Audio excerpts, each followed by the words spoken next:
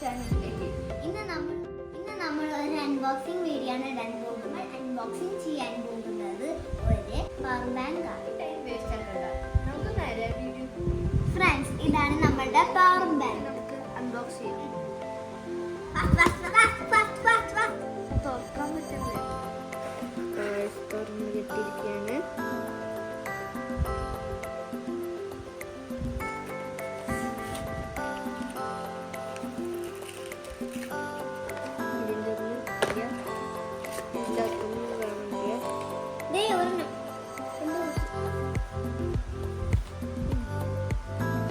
Using മാനുവലാണ്.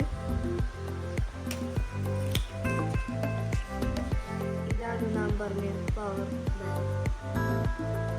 ഒരു വട്ടം charge ചെയ്താൽ നമ്മുടെ ഫോൺ 2 വട്ടം ചാർജ് ചെയ്ത് ഉപയോഗിച്ച് നോക്കിയിട്ട് ബാക്കിയുള്ള